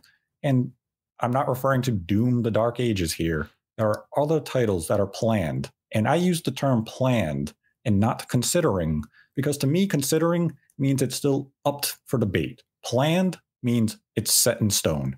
These are games that will happen, and there are games planned for PlayStation, and we should be seeing them in 2025.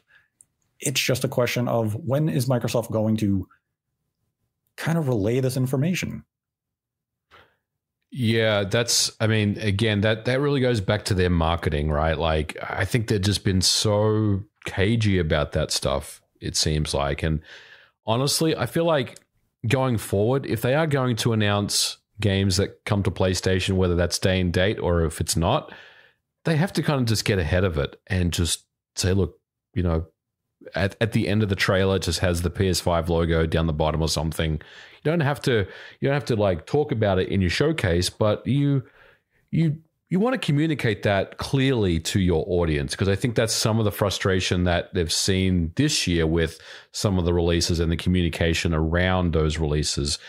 I think the other thing I want to mention when it comes to multi-platform games, PlayStation, Switch titles, for example, Switch 2, if we're going to go down that path, I think there's really no one-size-fits-all approach to this. This is not we're doing the whole slate thing. I know a lot of people seem like that's true, but for me, this is more a case of, a case by case basis on particular releases that they're looking at, where they feel like would have an impact on the Switch or it would have an impact on the PS5, and they would basically look at those markets and take a look at the numbers around it and then make a determination. I don't think you just can assume that every single first party Xbox game is coming to PlayStation or Nintendo. I think really it's a matter of, does it make sense to do so at the end of the day? Right. The thing with Project Latitude is every single game Microsoft will be publishing and developing is open for consideration. Absolutely. They will look at every single release and say which one makes sense for us to bring multi-platform. And I think we can look to Doom: The Dark Ages as a perfect example of a game that would be day one multi-plat, and how Microsoft relayed that information at the June showcase. They headlined the game at their show because it's their game. And then after the showcase, you had the PR come out, say, also coming to PlayStation 5 day one. That is a fine way to communicate that information. Headline it as your game, get people excited for it, and then mention that it's multi-platform in the press release. Yeah. You can't hide the information. You have to be transparent and forthcoming with that level of detail. And it's just going to be a question of what future day one games will Microsoft eventually have in the pipeline, but what current or near future first-party games could go multi-platform. It'd be, when is Microsoft going to relay that information? Because they don't want to limit their own momentum. They want to make sure the games sell on their platform first, especially to sell Game Pass subscriptions as well. Then you're going to come out, be it 6 months, 12 months later, to communicate that such and such a title is coming to PlayStation 5 or Nintendo Switch, Switch 2, or whichever platform. When you say Switch 2, I think they should look at putting a ton of games on Nintendo, but I have a differing opinion. I think that Xbox game studio titles, for the most part, will not go to PlayStation unless they have some history reason there or something. Well, I think it's hard to say, because they threw Grounded and Sea of Thieves on there, and Grounded doesn't meet the same criteria as Sea of Thieves. It's a 4-player co-op game. It's not, you don't have a bunch of people online. But I think that for the most part, most Xbox Game Studios titles, Rare, Turn 10, Playground, those studios will continue to stay on Xbox indefinitely, or not go to PlayStation. Mm-hmm. And there will be exceptions. I absolutely think there'll be some exceptions. But my stance is that Bethesda, ZeniMax, and ABK games will all start going day and date to PlayStation as soon as they're ready to release. And I think that Xbox has made that decision. They've counted the numbers and the revenue that they expect on a very middling console platform that doesn't buy a lot of games, because most of those people are on Game Pass. So I think that you can expect, like when they showed Marvel's Blade, there was no logo. And I looked back, I put this in a video. Bethesda never puts the PlayStation and Xbox logo on their first trailers. They just don't. It's all about us. It's Bethesda, ZeniMax, and that's all you need to know. So they didn't do anything coy with the Blade reveal, but I do expect Blade to launch day and date on PlayStation because it's a Bethesda ZeniMax title. And I think my issue with Xbox allowing so many of their games, it doesn't matter to me if games go to PlayStation. I own a PS5 since day one. I play on it occasionally. I'm very selective about what I play there because it's for those exclusives. The only thing I stand to lose of Xbox putting their games on PlayStation is a console list war. And those are only like useful from time to time when you're, having fun on social media. And, I like to put those, I'll put those in a video or put those on a post, say, hey, look at all the games Xbox is making. And everyone will say, all those games are coming to PlayStation. Well, if you're sitting around waiting for every Xbox first party published game to come to PlayStation, you might be waiting a while. I also think that Xbox should set a standard that I don't know how you say this, but they need to communicate to their audience and their consumers and to the world who are looking to buy an Xbox or subscribe to Game Pass. Because as a company, these are the trajectories you should be looking. And they should have some sort of messaging that these games are coming to competing platforms after this X amount of time, whether it be, I think it needs to be 6 months. I think they need to wait at least 6 months for anything. And I think that they should put Elder Scrolls 6 on PlayStation, but I think they should definitely tell people it's not coming out till the year after. You know, the game comes out in the holiday, you'll get it 6 months after in the next year. And I think they've totally kneecapped their ability to grow their console and to grow their Game Pass subscriber, which has become almost as big as platform as their console. And I'm not saying this is a big major Xbox fan or a fanboy or someone who makes content. I am trying to look at this like a multi-billion-dollar company would be looking at this. And I'll always say, I'll say this last, is that someone is looking at the numbers and running the trajectory and saying, look, it's slightly ahead to put these games on PlayStation. We're going to make a little bit more money.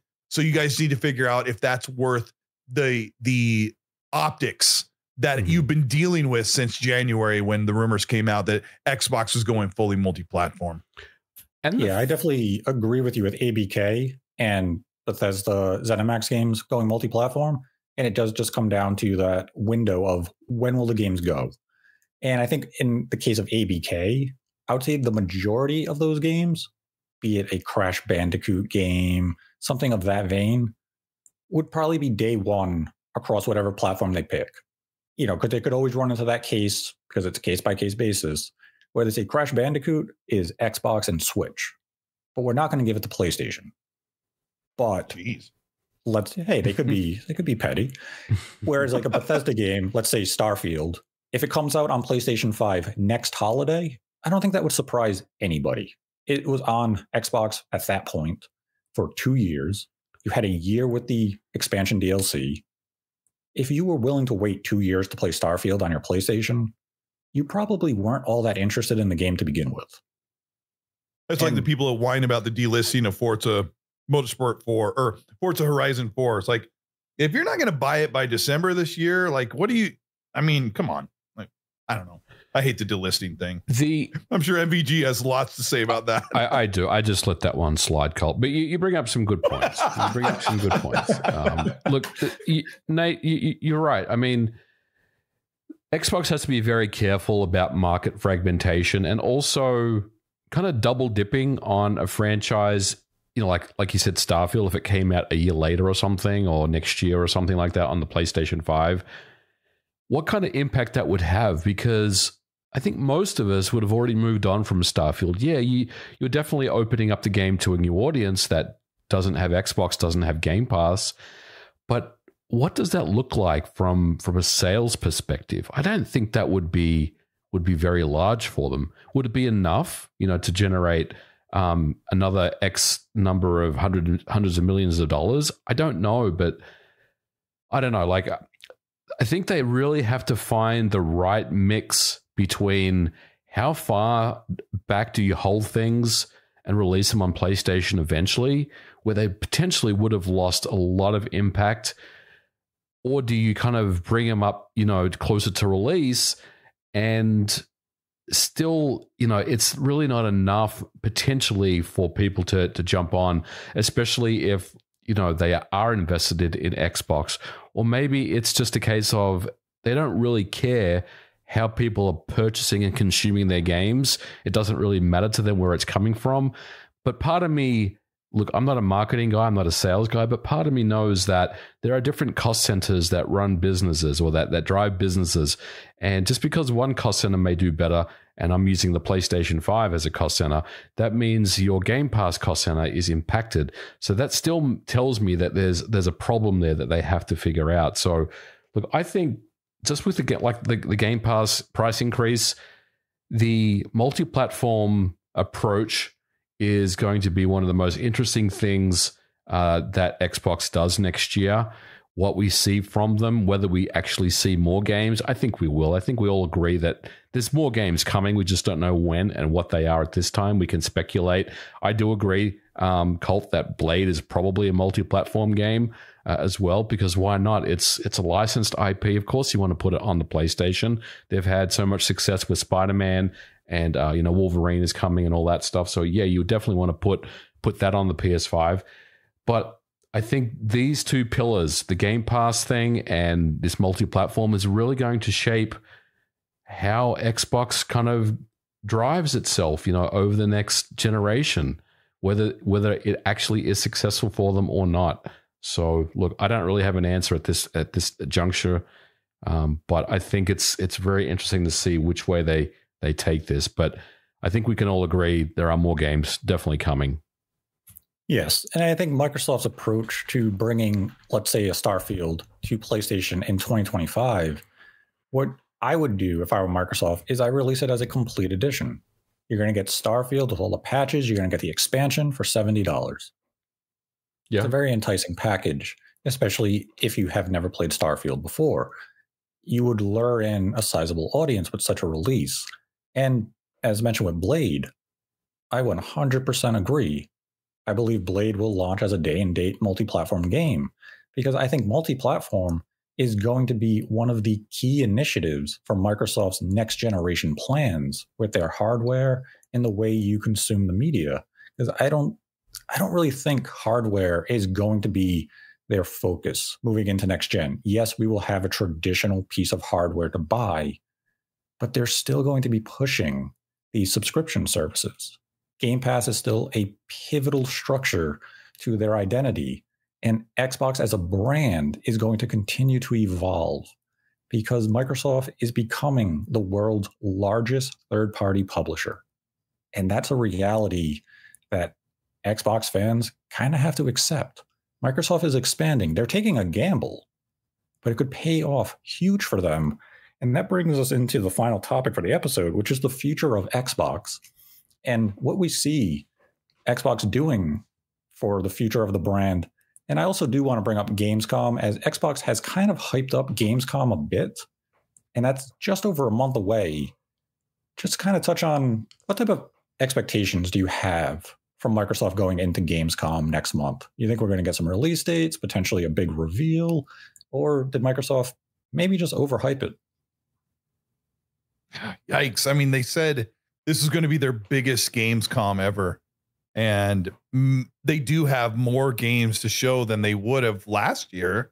So maybe they feel like that's big, but you can't say our biggest Gamescom ever and not deliver. That doesn't work with the way that fans are very reactive to the messaging for something like that. So Gamescom, we were talking pre-show about what we thought would be at Gamescom, and we were talking like, are they going to show Indiana Jones again? Are they going to give Indiana Jones release date? And I am of the opinion that you don't need a certain platform to give a release date. It could, it can be a tweet or it could be an Xbox Wire blog post, and it will definitely get out to the masses about when the release date is for that game. I don't know if they have anything new to show. You were hinting, Nate, at something that you'd heard others talk about that may be reemerging from classic Xbox. Would you? And it's not your rumor, but I thought maybe you could bring it up and we could kind of bounce off from there, since I thought that was interesting before we started. Yeah, so I mean, before June, you had some accounts. You had Xbox Era Nick implying that an Xbox 360 RPG would surface. An article by Jez Corden was saying, oh, if you like the color blue and the 360. And I had heard that there's the potential of a remaster or a remake of Blue Dragon coming to Xbox Series. And nobody wanted to just flat out say it. And I had come out and be like, yeah, I'm hearing about Blue Dragon. It was never directly in correlation to the June showcase. But the fact that Microsoft does come out and say, oh, yeah, we could have shown more in June. We have Gamescom. We also have Tokyo Game Show. It makes me wonder, will one of these venues be that choice to show the resurrection of Blue Dragon? And if you're not familiar with Blue Dragon, it was a very popular JRPG on the Xbox 360, had artwork from Akira Toriyama. And it was one of the rare JRPG exclusives during the 360 generation, alongside Lost Odyssey from Mistwalker. And Mistwalker is bringing a game to Xbox later this year with Fantasian, published by Square Enix. So I would be very curious to see if Microsoft maybe chooses Gamescom to show a first look at Blue Dragon, or maybe we have to wait even longer for the game. But if Microsoft is saying this is going to be our biggest Gamescom ever, ideally they're not simply referencing the amount of demo booths they're going to have on the show floor for individuals to play. You have to bring announcements. And as you said, it can't just be some release dates. You have to have something of more significance to really generate hype and interest, because otherwise you're hyping up your fan base. And then if you don't deliver, it's just going to piss everybody off. And Microsoft tends to do that already because they have a lot of employees who go to social media and tend to stir the pot and get people all rowdy. And then when nothing happens, they're like, well, I didn't say anything. I just said, you should look forward to this. And when you look at the June showcase, don't want to miss this. They'll say something like that. Yeah, you don't want to miss our next presentation. And then it's an indie showcase that showed nothing. They're like, well, I could have missed that. Oh, okay. And that's the thing with the Gamescom. It could be a nice venue for them for the second half of the year, because we know they always go somewhat heavy with the Game Awards. They always have a significant announcement. Last year was Blade, and we had the Hellblade 2 trailer. So this year, likely have something there as well. At this point in time, I couldn't even fathom a guess what Microsoft would have at the Game Awards. Because ideally, Avowed would be out, Indiana Jones will be out. We shouldn't get another look at Perfect Dark or Fable. That would just be bizarre. So what could they possibly have in their pocket for the Game Awards? But then you also have to wonder, what are you going to have at Tokyo Game Show? What are you going to have at Gamescom?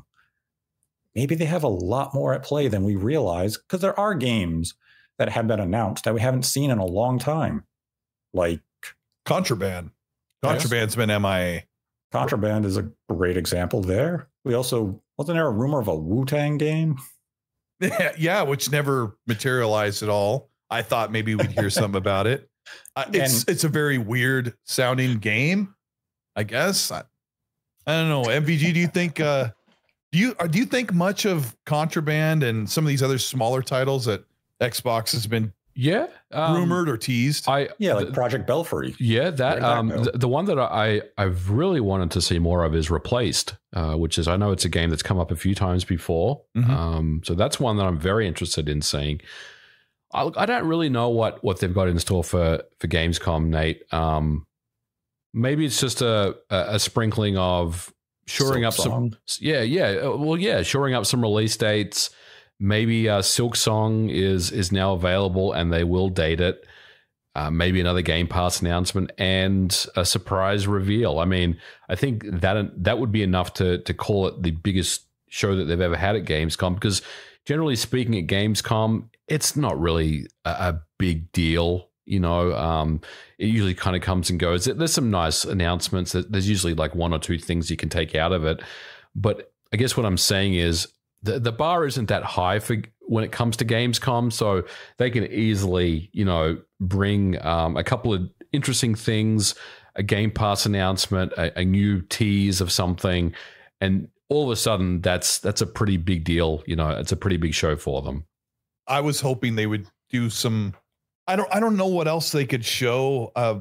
I feel like if they have a booth with a lot of games to play, like normally they don't have a lot of their games to show or for people to put hands on at Gamescom. Last year they played Stalker 2 on the floor and Towerborn, which is another game that is probably supposed to release this year, and we don't have a date for that one.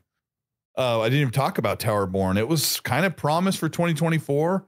And I've heard a couple things that maybe it's not quite going to quite make it, but maybe their presence of a big Gamescom is having more Xbox content to play in person. Stronger show floor presence. I mean, yeah, we're also focusing too heavily on the software side. What if it's a hardware thing? What if they do tease whatever comes next on the hardware side? Next generation plans? Maybe just talking a little more frankly about it, or maybe this rumored handheld. I mean, look, a hardware reveal or a hardware tease of a handheld plus a couple of games, that's a pretty big Gamescom. So it's really difficult because I felt like they kind of just showed their entire hand at this showcase, And it's very exciting as an Xbox fan to know that, look, maybe there's more, that they're teasing more here. And like you said, they have to be very careful to not overhype this, especially after, the mistakes that they've made over the last couple of years with kind of overhyping things and making promises and all that stuff. But look, if they are saying that this is going to be their biggest show, then look, I'm going to check it out, because I do think that they've probably got a couple more things in store for us that we're still not privy to. So I think it might be interesting to check out Gamescom this year. I mean, you also have to factor in it is in Europe, so maybe something like Contraband, Everwild, that would be a better venue for them, as you gave the developers ample time to work on a vertical slice and submit a trailer, and you are in your native country. So easier to travel for interviews and such. Machine Games is based out of Sweden, I think. So it would be easier for them to attend Gamescom as well. So there's definitely that aspect of it that would come into play. It's going to could potentially be interesting. I mean, I'm definitely not going in with any expectations at this point until Microsoft begins to relay a little more information about what's taking place around Gamescom.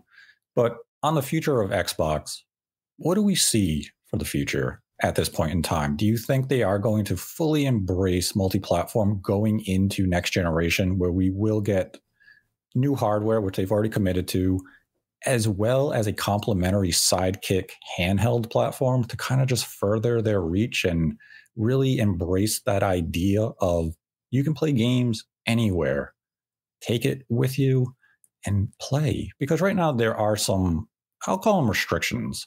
Yes, you can play Game Pass via the cloud on your phone or your tablet, but that's unappealing. So if they're able to release a handheld that plays the games well, and there was a rumor out there, I forget the origin of it, that suggested maybe Microsoft and Valve are working on some sort of agreement to allow Steam on their next generation hardware. What type of play is Microsoft doing if they allow that to happen? Are they just fully embracing, play anything you want on us, we don't care, we're taking the next step in gaming? Go ahead, Colt. That's really it. I know MVG and I could probably do a whole hour podcast just on this alone, because Xbox has brought GeForce now to the console this week. They did the Amazon Fire Stick thing. The rumor about Steam, the actual Steam games that you own or could buy could be playable on the console, as I can't even begin to understand how that would work. Xbox is really just if you're an Xbox customer, they want you to have every choice imaginable to play your games instead of being locked down to one way of playing. And PlayStation and Nintendo definitely only allow you to play your games one way and one way only, even with the PlayStation portal, where you're playing the console on local Wi-Fi mostly. So Xbox has these crazy ideas where you want to if it'll play, if we can make it work, you can do that. And their approach to put out a conventional quote unquote powerful console next to your TV is a 2026 thing, I believe. And when you talked about there's a lot to cover. When you talked about the Gamescom thing, could they be announcing hardware? Well, Sarah Bond said in the holiday, which she means in the holiday in the States, which would be in 3 or 4 months from now, they have hardware to announce. Well, at the game showcase, they showed the digital Series X. So they definitely have something else to showcase. And my prediction is that sometime around the Game Awards in December, around Christmas time, Xbox would have a big reveal for a Xbox handheld. One of my friends and I disagree on this. I think that they should announce this handheld and put it out as soon as it's ready, even before next generation, and just let it go through. But it would be more likely that 2026 would be this Xbox handheld and then a conventional set-top Xbox. There's other rumors that they want to bring the PC experience, or bring the Xbox dashboard, the whole experience right onto anybody's PC, where your whole library you own on Xbox will be playable on PC at whatever power you have available to you. which is another whole thing we could talk about for 9 hours if you ever have that time, but you don't. the other thing with Xbox wanting to have a console paired with a handheld is the Xbox handheld will do something that no handheld on the market can do right now without MVG's crazy tricks and little things he does to hardware, right? Yep. I have the ROG Ally and people have the Steam Deck, but the one thing that those don't have, people don't like it when I say this, but that has all of your Steam, GOG, Ubisoft Connect, EA. It's got all those games, but it also has every game you own or want to buy from the Xbox console platform. So for me, I own 1,000 Xbox games across 360, Xbox One, and Xbox Series consoles. If I bought the Xbox handheld next year or the year after, I could play all of my Steam, Ubisoft, GOG, all those. Plus, I would be able to load natively my Xbox console games because it's an Xbox device. So if I want to load up Assassin's Creed, I'm playing Syndicate on PC. If I want to load up one of my, even a Multiplat that I own on Xbox and don't own on PC, I can do that. And I think that's really cool that Xbox says we're the only handheld that gives you all those games every handheld has, plus every game you own or want to buy on Xbox via the, I don't know what to call it because Xbox no longer means console. You know what I'm saying? Like, yeah, I think that is a pretty cool advantage. Maybe nobody wants to own or doesn't own any Xbox games, but I'm pretty sure that anybody who's here listening owns a dozen or a couple of hundred or few hundred games on the Xbox console platform. So you would be able to do all of that the ROG and Steam Deck do, plus the games that you would be able to play that are available on Xbox Series and Xbox One. Does that make sense?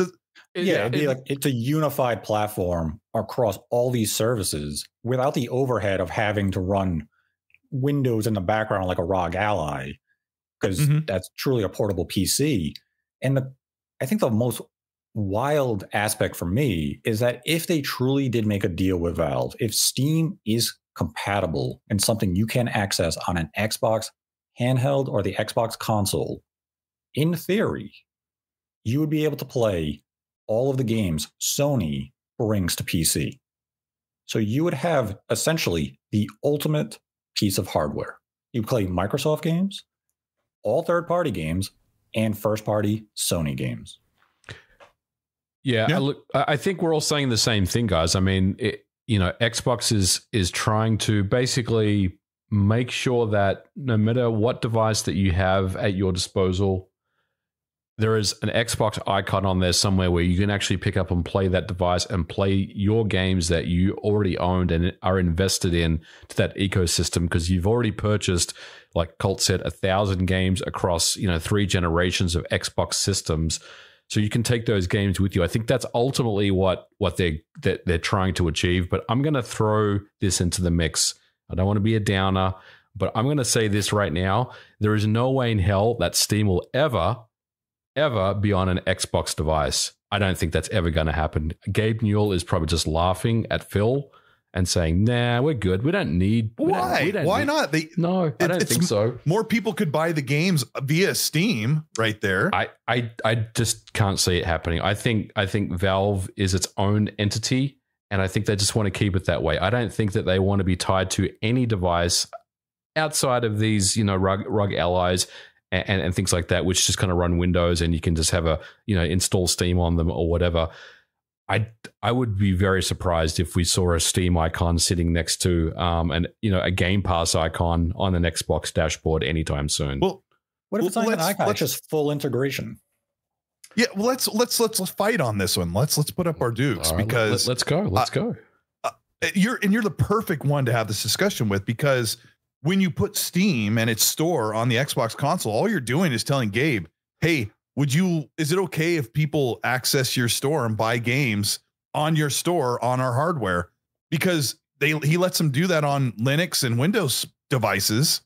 Like, how is it much different? I would think, and I don't know much, MVG, I don't know much at all about when it comes to this, but I would think, looking at it, he'd be like, you want to do what? People just buy them from Steam? Well, sure, I guess. I mean, don't you want people to buy games from your platform? I mean, go ahead, put it on there. I think that would be his attitude. But like I said, I don't know everything. I think the difficulty with that is, I mean, ideally, you're right. He would want the Steam icon to be available anywhere, just like Xbox wants their icon available everywhere. But the thing with this handheld I keep hearing about is that it's going to be ARM-based. And that really kind of just throws up not only technical questions about how that would work with Steam, but also even if they were able to get an emulation layer that did translate x86 to ARM, and I believe they already have something available right now. I think there's, and I'm not really up to speed on the Surface Book type stuff, but I believe they released a new line of Surface Books or something that runs ARM and it runs some type of emulation layer and games are up and running. So they could definitely take that technology, and I think that's something that they were doing.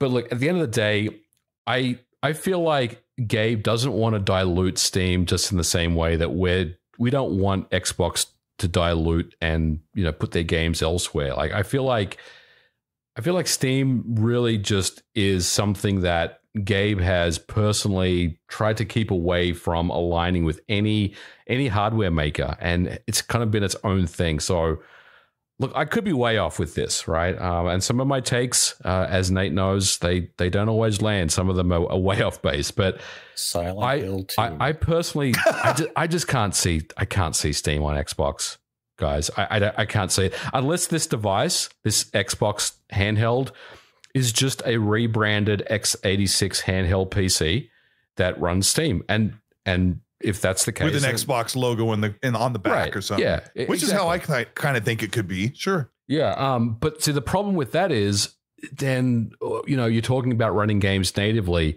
which it would because it's x86 based. But we're talking about then getting the Xbox operating system off the device, off the console, onto this handheld device. And I think there's definitely some questions there. Whether that's something that they're considering doing. Have they already done it? Is that difficult to do? I don't think it is, but I think it really kind of, the thing with Xbox is, as you know, their history of their consoles being hacked is something that they've obviously gone through, and the Xbox One and the Series. I mean, there are some exploits that have come out here and there, but they quickly get patched because they just push out those updates over the air. So by the time you turn on your system, they're already been fixed, right? So I think there's definitely some questions I have around taking away that kind of really secure sandbox that they've put together that sits in your living room and putting it on a handheld device, which would open itself up to exploitation and things like that personally. But look, again, we're kind of derailing. I'm getting a little nerdy at this point, but I like it. I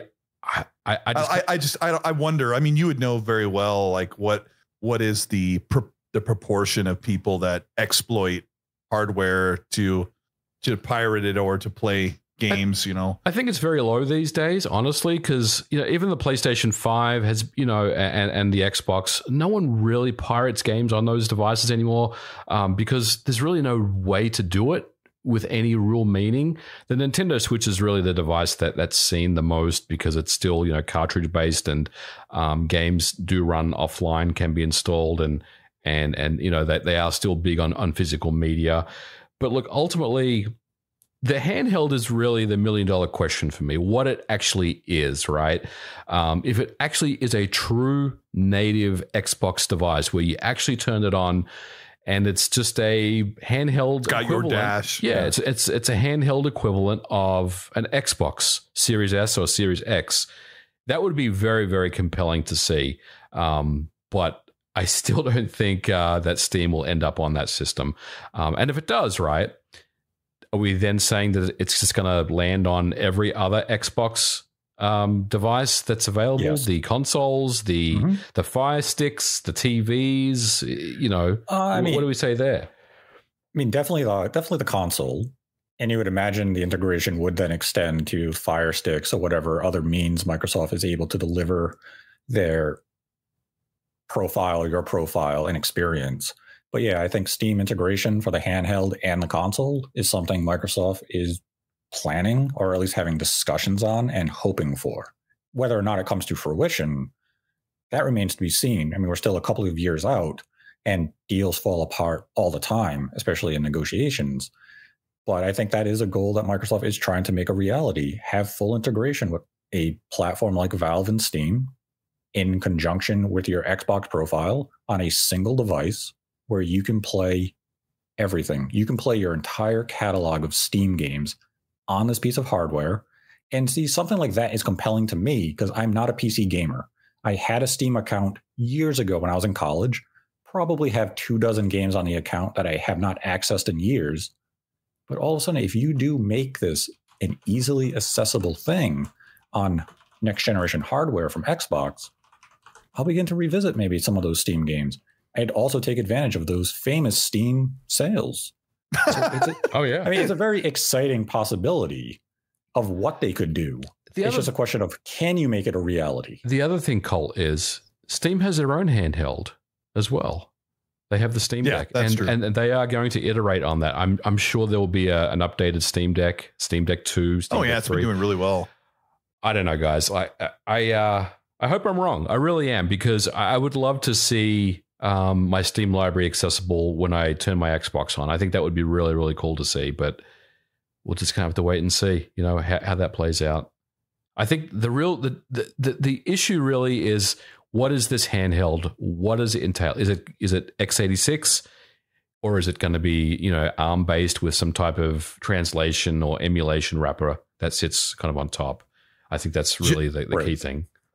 Jez Corden from Windows Central doesn't think that the console is going to be ARM based, but I haven't heard him say what he thinks that the handheld would be. But yeah, a unified, modified new dashboard for next generation that works across the new handheld.